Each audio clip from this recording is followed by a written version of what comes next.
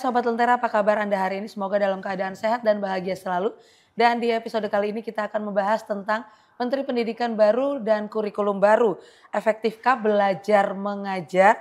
Dan untuk itu kita akan membahasnya dengan Komisi D DPRD Kota Surabaya. Kita ketahui setiap pergantian Menteri Pendidikan berganti pula kurikulumnya. Tidak boleh tidak, hal ini sudah melekat di kepala sebagian masyarakat Indonesia bahwa berganti menteri akan adanya pengembangan atau bahkan pergantian kurikulum di tingkat kebijakan nasional. Di tengah isu pergantian kurikulum, Mendikdasmen menggulirkan wacana konsep pembelajaran deep learning. Lantas seperti apa Komisi DPRD Surabaya melihat efektif pergantian kurikulum baru dari kurikulum Merdeka yang baru saja dijalankan. Dan sudah bersama kami anggota Komisi DPRD Kota Surabaya, Mas Abdul Goni atau biasa yang kita sapa dengan Mas Goni. Iya, assalamualaikum Mas Goni, apa kabar? Waalaikumsalam Mbak Kety. Ya Mas Goni, kalau kita lihat sendiri ini Menteri Pendidikan ini baru. Sedangkan kita ketahui bahwa kurikulum Merdeka Belajar ini juga baru begitu. Anda melihatnya nantinya kan akan ada kurikulum baru yang dinamakan deep learning atau ini belajarnya cukup dalam sekali. Nah, seperti apa Komisi D melihat ini? Apakah nantinya akan menjadi pembelajaran yang cukup efektif bagi para murid begitu? Ya, terima kasih Mbak Kety. Jadi kita tahu mulai tahun 2021 kita melaksanakan kurikulum Merdeka Belajar. Dari beberapa hal yang sudah dilaksanakan, maka patut untuk kita lakukan evaluasi dari berbagai sektor, terutama kurikulum itu sendiri. Dulu kan K13. Ya. Ingat Undang-Undang Sisdiknas tahun 2023 itu tidak pernah berganti sama sekali. Cuman medannya mau menuju outputnya itu tujuan pendidikannya itu kan yang berubah. Di antaranya metodologi atau kurikulumnya itu. Ya. Nah, dalam konteks kurikulum Merdeka Belajar memang di sana sini ada banyak ketimpangan dan ada plus minusnya. Di mana kesiapan pendidik itu secara keseluruhan se-Indonesia Raya mungkin tidak bisa secara keseluruhan bisa dioptimalkan dengan baik. Maka perlu terobosan-terobosan baru yang mudah-mudahan keberadaan kurikulum deep learning ini menjadi sebuah solusi sehingga pendidikan di Indonesia ini termasuk di Kota Surabaya semakin lebih baik lagi. Itu yang kita harapkan. Oke, kalau Anda melihatnya sendiri artinya tidak berjalan dengan baik begitu ketika kurikulum Merdeka Belajar ini dijalankan. Padahal kalau kita lihat kan ini masih baru begitu, Mas. Ya, dari contoh ada banyak ketimpangan-ketimpangan di antaranya local wisdom yang kita miliki hampir tidak bisa kita rasakan betul terhadap generasi-generasi muda kita saat ini. Sementara perkembangan teknologi juga begitu cepat dan pesat. Maka dari itu perlu ada terobosan-terobosan baru. Bahwasanya artikulasi merdeka itu bukan diartikulasikan sebebas-bebasnya. Lah, sementara beberapa ini dituntutlah, tadi saya sudah ngomong, ada beberapa ketimpangan di antaranya pendidik itu kurang seberapa memahami terkait dengan kurikulum Merdeka Belajar. Lah, tempo hari yang lalu kita juga bilang kepada Dinas Pendidikan untuk menyiapkan peta jalan atau roadmap pendidikan bermutu itu seperti apa. Walaupun memang alurnya dari pusat, berarti kan paling tidak mereka itu yang paham betul terhadap wilayahnya masing-masing. Bagaimana membentuk karakter dan corak generasi muda ini seperti apa. Contoh, corak karakter warga Kota Surabaya ini warga yang sangat egaliter. Sekarang jauh dari itu. Lah berarti kan perlu dilakukan evaluasi secara menyeluruh.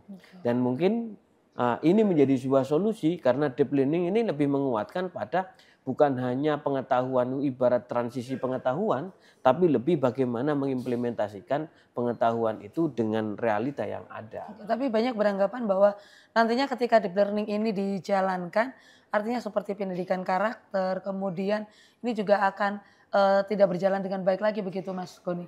Ya tidak bisa seperti itu. Kacamata itu juga sangat sempit ketika melakukan pandangan itu. Contoh halnya Merdeka Belajar saat ini. Apakah masih relevankah di era saat ini?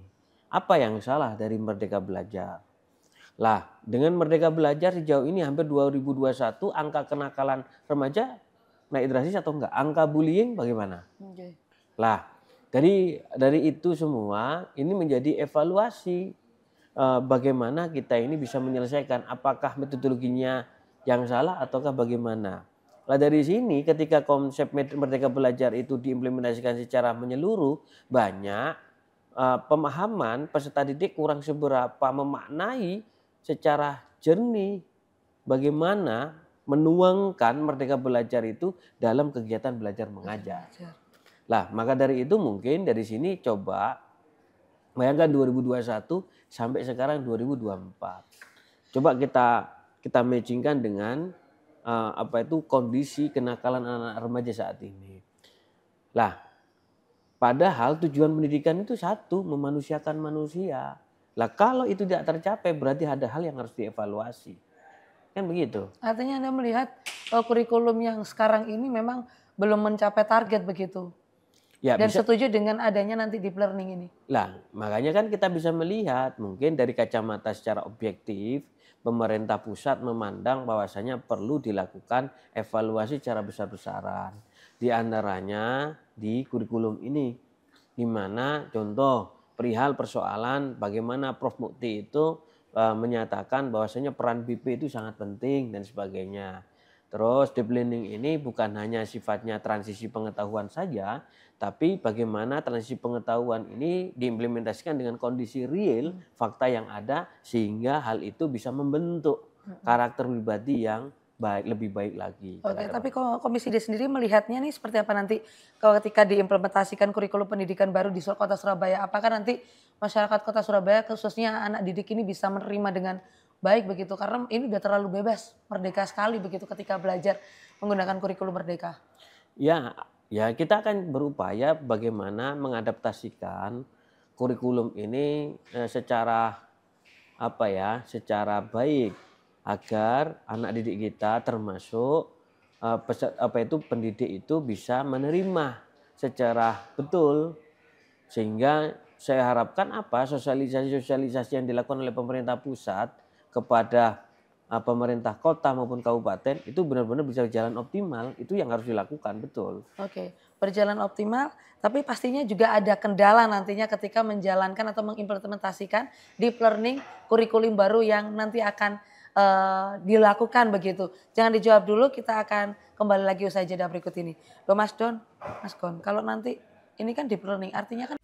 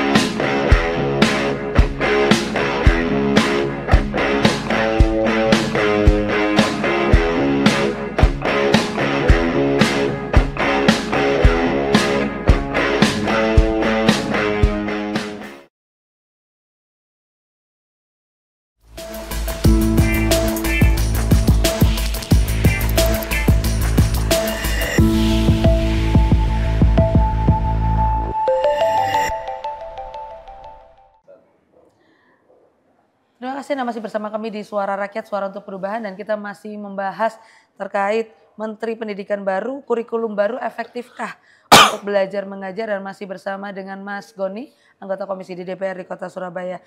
Ya Mas Goni, kalau tadi dijelaskan memang sebenarnya kalau kita lihat sendiri bahwa kurikulum yang nantinya wacananya deep learning ini ketika diimplementasikan ini akan berguna bagi anak didik begitu ya kan. Tidak hanya anak didik tapi juga bagi pendidiknya atau gurunya aja juga pasti lebih baik gitu. Tapi tentunya ada kendala yang nanti akan dihadapi ketika penerapan kurikulum baru ini. Anda melihatnya seperti apa? Kendalanya apa saja sih khususnya bagi Kota Surabaya?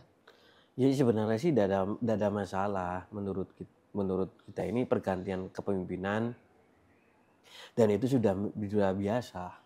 Dulu ada K13, sekarang ganti Merdeka Belajar. Dan sekarang kembali lagi menjadi deep learning, lebih pemahamannya mengikuti aliran konstruktivisme yang digagasannya Jean Piaget, itu para pemikir dunia pendidikan itu. Lah kalau memang itu dirasa menjadi hal yang memang cocok untuk pendidikan yang ada di seluruh Indonesia, lah coba benar-benar ditata betul, konsistensi itu penting untuk dilakukan. Sehingga output dari dunia pendidikan itu benar-benar bisa dirasakan betul. Jadi kalau dulu di era kita ini dunia teknologi tidak seberapa canggih seperti ini. Makanya nantinya pemahaman-pemahaman itu coba dikolaborasikan dengan kondisi real yang ada. Jadi bukan hanya tadi saya bilang bukan hanya transmisi pengetahuan saja, transfer knowledge saja, tapi bagaimana transfer knowledge itu tadi dibenturkan ya kan dengan kondisi realita yang ada. Lah maka dari itu, dan ini sebenarnya konsep deep learning, jadi pemahaman lebih mendalam terhadap pembelajaran itu. Lah dengan seperti itu, anak didik itu akan semakin memahami pentingnya urgensi pendidikan itu seperti apa. Sehingga akan memunculkan pribadi peserta didik yang analis, kritis, ya kan, konstruktif. Itu yang kita harapkan dan tidak merubah karakter pribadi anak. Itu yang nanti kita harapkan. Oke. Kalau yang menjadi harapan Komisi D sendiri ketika dampak penerapan kurikulum pendidikan baru ini bagi kualitas pendidikan di Surabaya seperti apa, Mas? Ya sejauh ini kan ya fine-fine aja di Kota Surabaya, kota yang memiliki kultur satu yang egaliter, ini harus tidak boleh lepas lagi. Makanya agak sedikit terganggu dengan keberadaan yang notabene kurikulum ini semerdeka-merdeka mungkin, sehingga hal-hal yang sifatnya local wisdom tadi agak sedikit terkikis. Lah sering kali kita ini rapat dengar pendapat dengan teman-teman Dinas Pendidikan Kota Surabaya agar punya konsep betul tanpa merubah prinsip-prinsip yang ada di atas. Contoh apa tadi yang saya sebutkan tadi berkenaan dengan roadmap atau peta jalan. Pendidikan bermutu itu seperti apa? Semisal Dinas Pendidikan Kota Surabaya itu mengampu pendidikan wajib 13 tahun. Ya kan, 13 tahun mulai dari mana? Mulai dari PAUD, mulai dari TK, mulai dari SD, mulai dari SMP. Lah kok masih anak seperti ini? Harusnya kan sudah tertata betul. Artinya kalau kita lihat sendiri sempat ada statement dari Presiden anak TK ini harus bisa matematika. Anda setuju?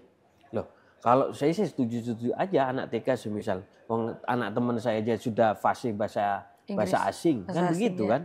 Lah maksud saya dari percepatan sementara apa? Kalau dulu dalam artian metodologi atau teknologi tidak seberapa secanggih ini. Sementara kita ini sangat canggih. Jadi literasi itu bukan hanya diambil dari perseorangan, ya kan? Bukan hanya dari buku, tapi dari bahwasanya Mbak Google itu juga, ya kan? Referensi-referensi itu harus dipadukan secara betul. Dari internet ya? Iya, maka lah sementara dunia internet itu sangat luas.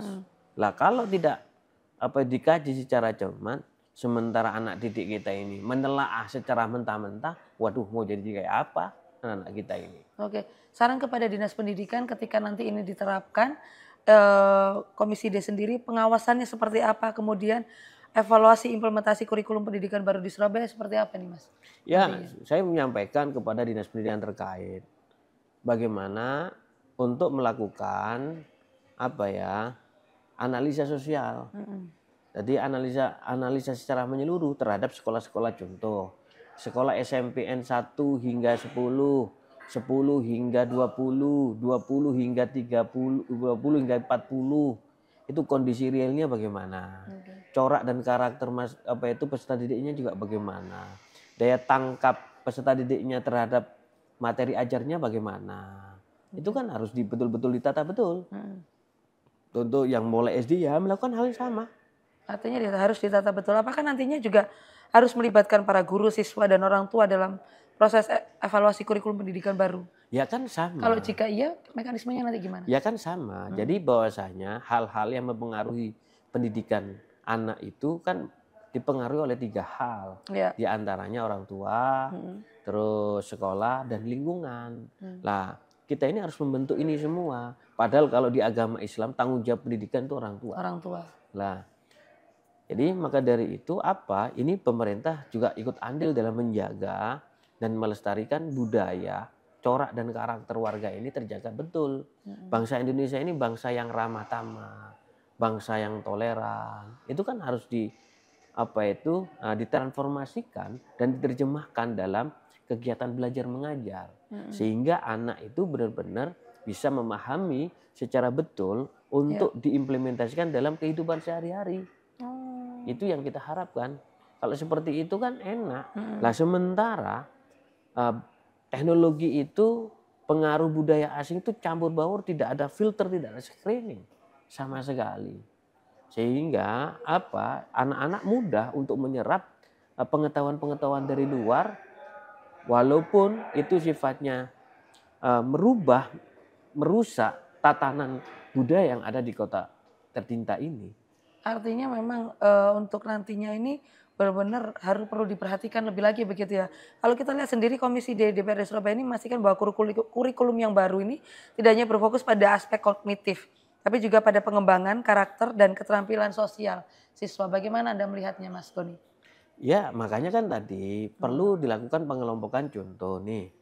Makanya kan di mana di deep learning ini tadi Prof. Mukti mengatakan bahwasanya peran BP dan sebagainya, sementara angka bullying di kota Surabaya ini semakin meningkat ya. Lah kan apa yang harus dilakukan? Contoh rombel itu jumlahnya sekian, anak-anak yang notabene itu yang mengganggu, yang ini sifatnya sudah rajin, sementara yang karakter anak ini bikin huru hara, ya kan harus dikelompokkan betul. Lah maka dari itu perlu penataan lebih tajam lagi. Makanya saya berulang kali kepada Dinas Pendidikan itu untuk mengkaji secara detail dan melakukan evaluasi secara menyeluruh. Apakah problemnya itu anggarannya kurang? Padahal amanat mandatory spending bahwasanya itu minimal kan 20%. Lah sementara kemarin kita sampaikan, kita sudah serahkan anggaran 20% kok malah nggak terserap, ini kan ya lucu. Lah berarti kan perlu dilakukan evaluasi secara menyeluruh. Oke, artinya evaluasi perlu dikaji lagi lebih perlu juga begitu ya. Kita akan lanjutkan kembali. Tetaplah bersama kami di Suara Rakyat, Suara untuk Perubahan.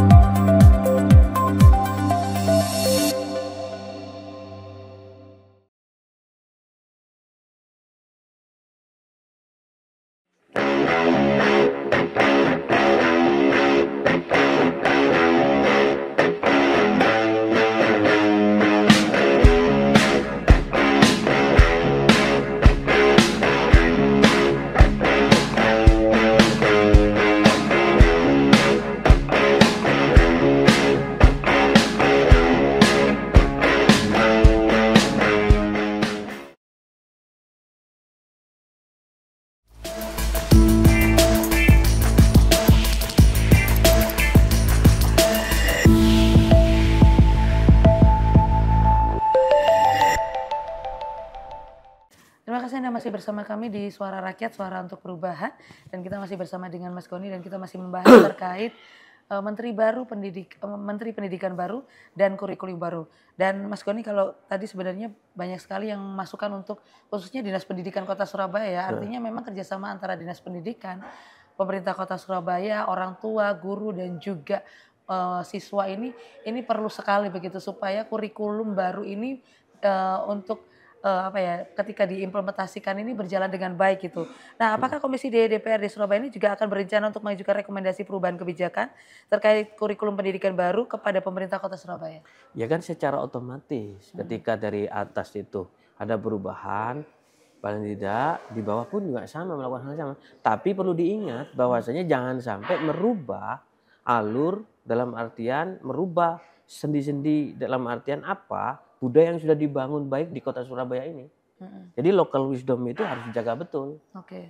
Lah kalau seperti itu corak karakter contoh orang Jakarta dengan orang Surabaya beda apa tidak? Pasti berbeda. Yeah. Dengan gaya bahasanya juga berbeda. Nah sementara di sini pun juga harus benar-benar dilestarikan.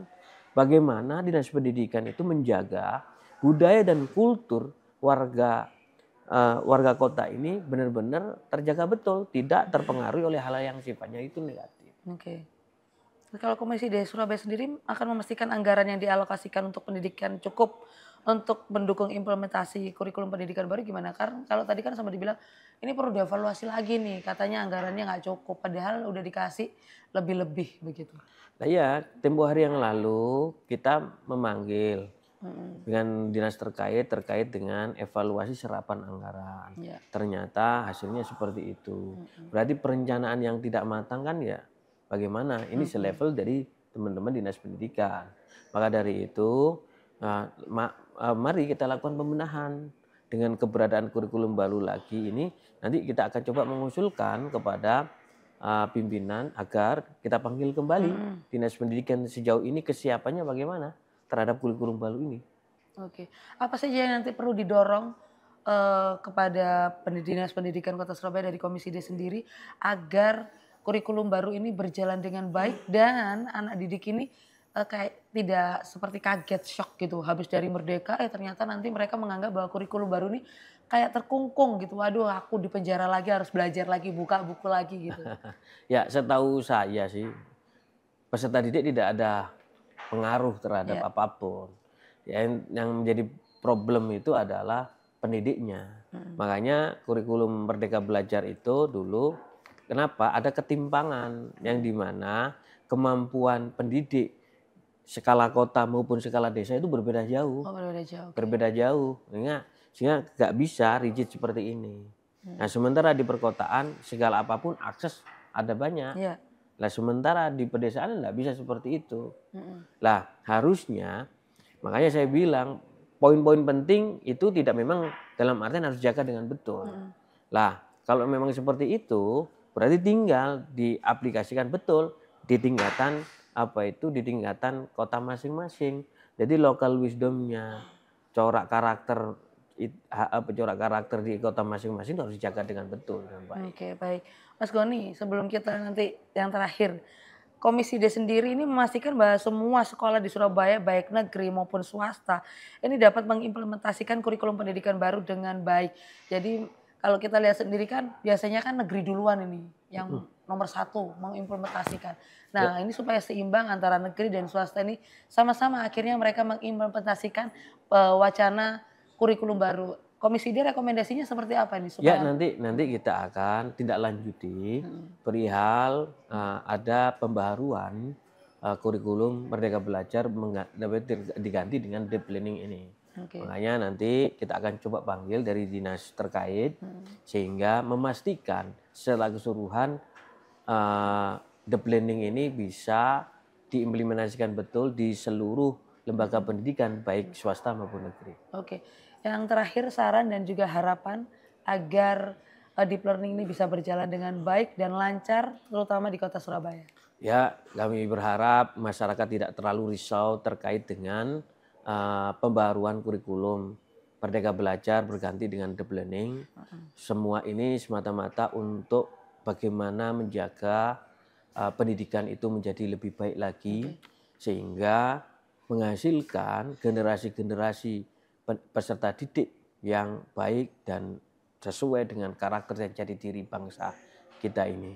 Jadi kita ini sebagai putra-putri yang siap menghadapi tantangan zaman di era modern ini. Oke, baik. Terima kasih Mas Goni dan kita berharap kurikulum baru ini tidak membuat anak-anak didik ini shock. Begitupun juga para tenaga didik pendidiknya. Saya Catherine Listen, terima kasih atas kebersamaan Anda. Sampai jumpa.